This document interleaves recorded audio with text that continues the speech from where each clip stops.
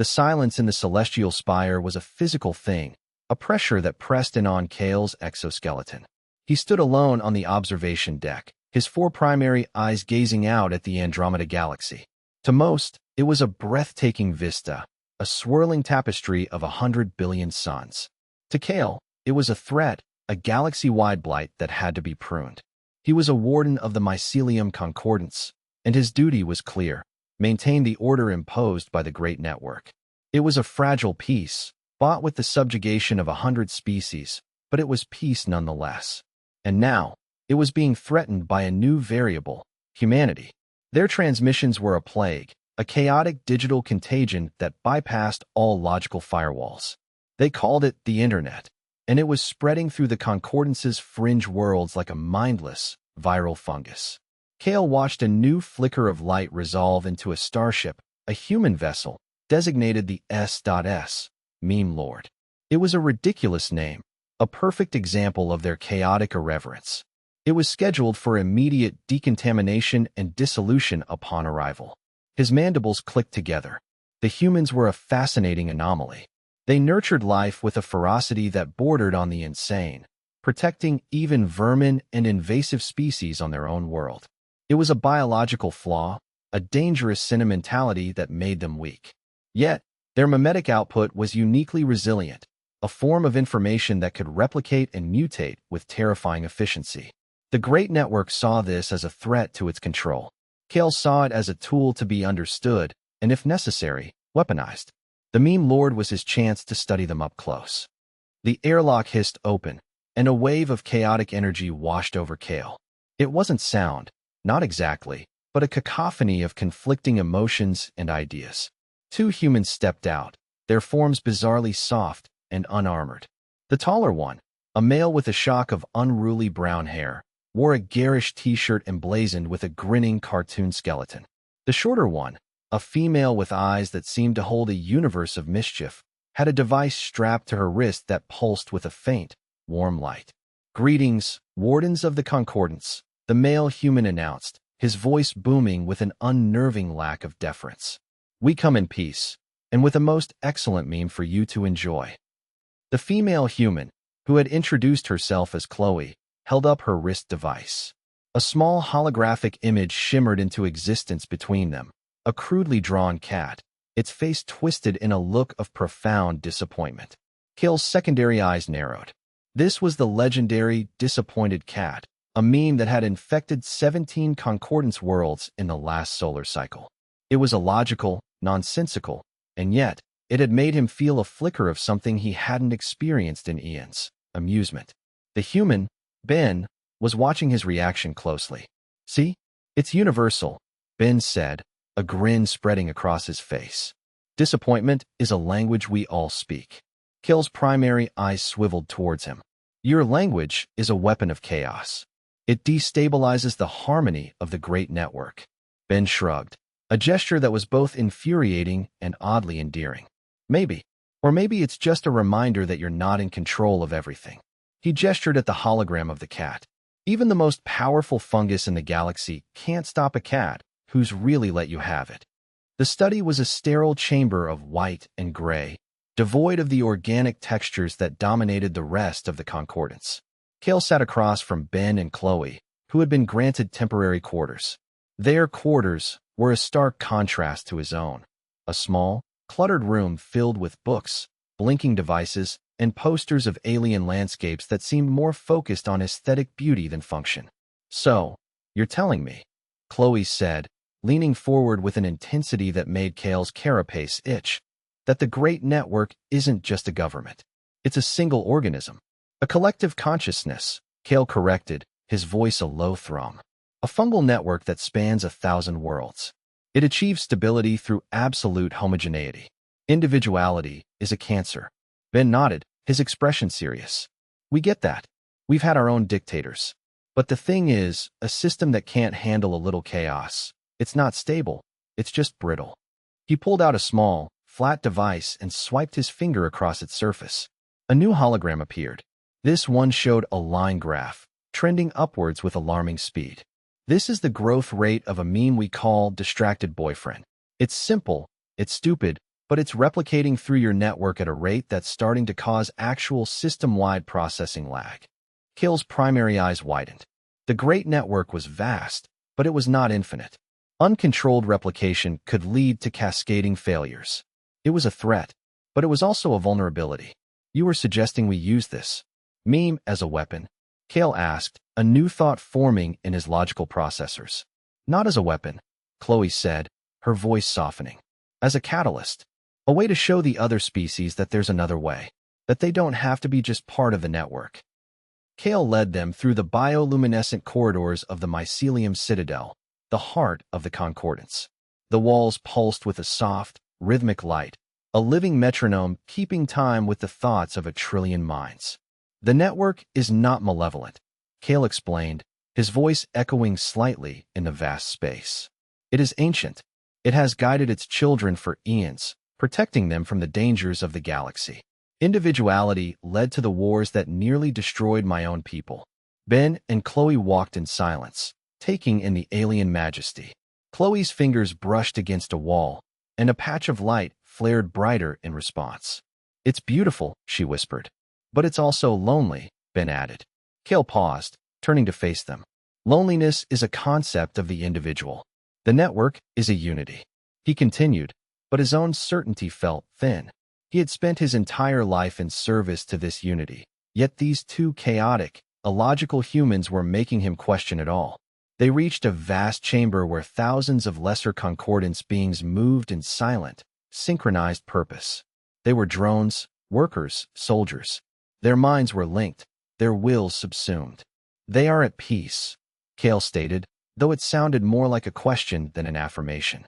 Ben looked at the silent, shuffling forms, and his face hardened. They're prisoners, and every prison has a riot. Chloe nodded, her eyes gleaming with a dangerous fire. We're not here to destroy the network, Kale. We're here to introduce it to a little something we call freedom of speech. The plan was insane. A mimetic virus, designed not to destroy, but to awaken. Chloe, with her uncanny knack for understanding the strange logic of human internet culture, had crafted the perfect payload. It was a simple image, a looping animation of a small, fluffy creature, a dog, they called it, desperately trying to herd a flock of geometric shapes. It was absurd, it was pointless, and it was irresistibly charming. They called it the herder. Kale's role was to smuggle the data packet into a low-level processing node, a junction point for the peripheral worlds. It was a high-risk maneuver. The Great Network was always watching. You're sure this will work? Kale asked, his four eyes fixed on the complex flow of data around them.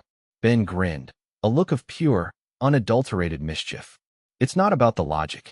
It's about the feeling. The network can process information, but it can't feel joy. It can't feel the urge to share something that makes you laugh. That's the part we're going to hit it with.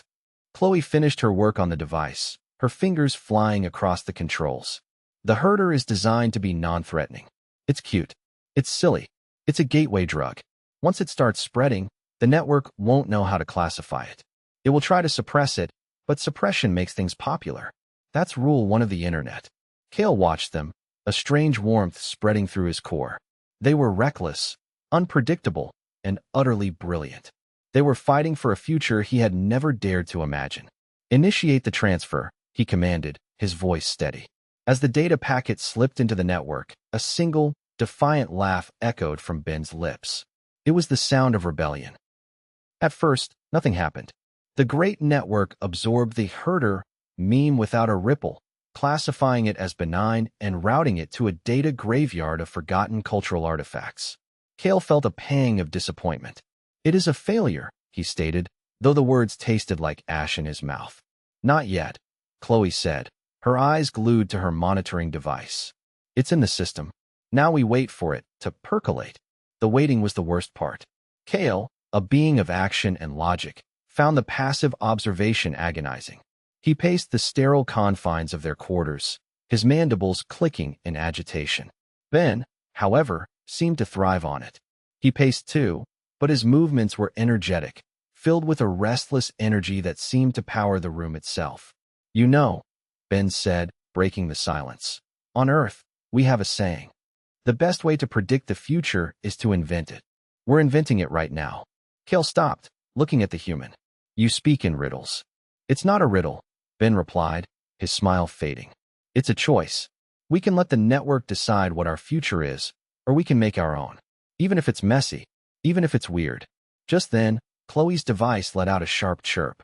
A single alert flashed on the screen, anomaly detected. Meme. The herder has been replicated. Subject. Vorlon Diplomatic Corp.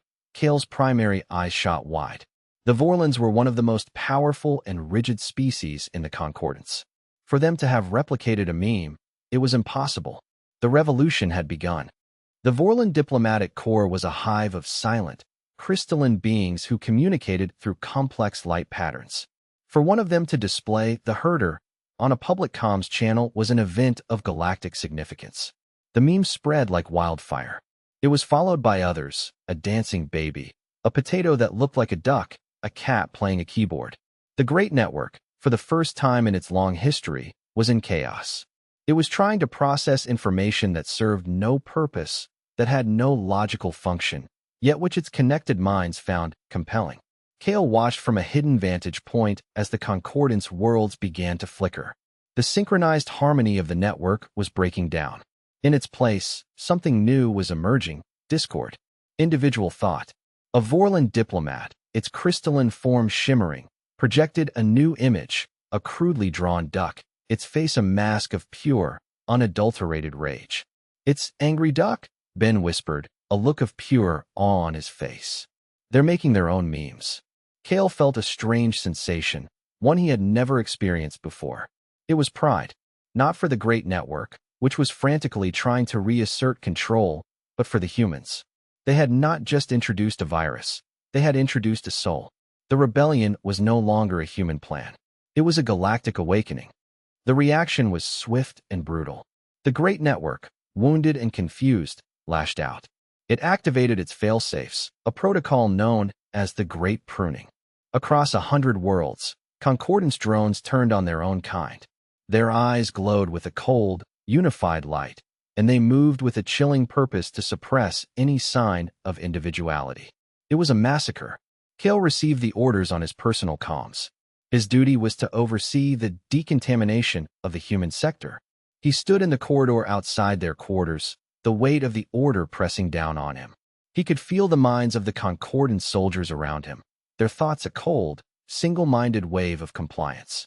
He raised his hand, and the soldiers halted. "Kale, what are you doing?" came the voice of the network in his mind, a cold, authoritative presence. "You are deviating from the protocol." Kale looked at the soldiers, then at the door behind which Ben and Chloe were waiting. He thought of the herder, of the angry duck, of the joy he had seen in the eyes of the Vorlon diplomat.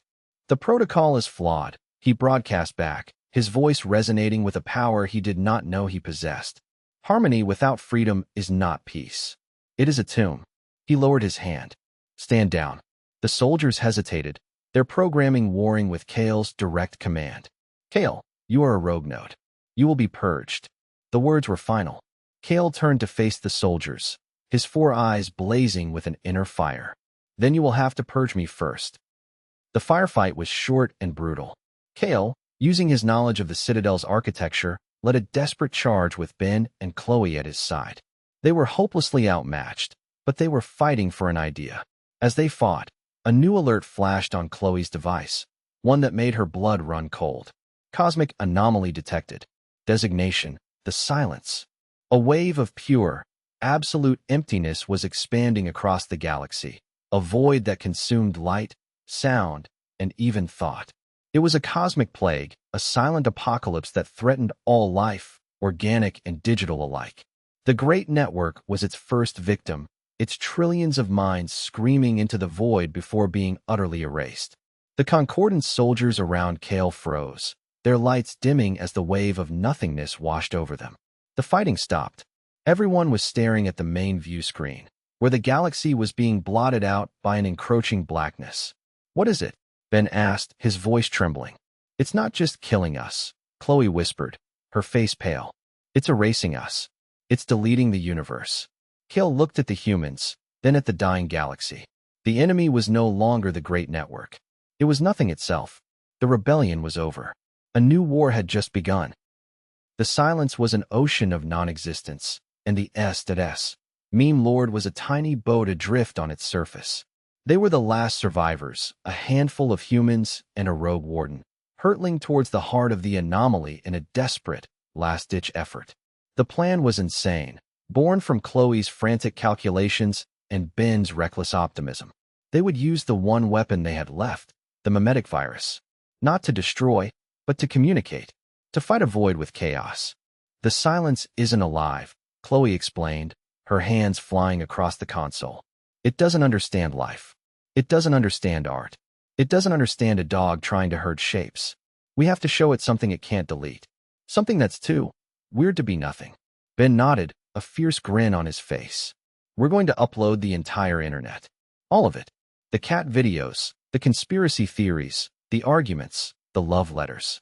We're going to drown it in glorious, pointless, human noise. Kale stood at the helm, his exoskeleton humming with power.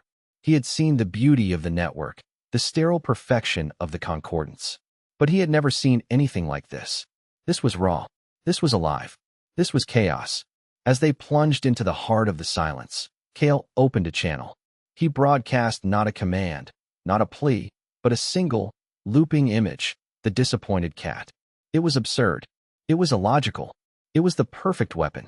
As the wave of non-existence washed over the ship, Kale felt it receding, not from force, but from confusion. The silence didn't know what to do with a universe that was so determined to be silly.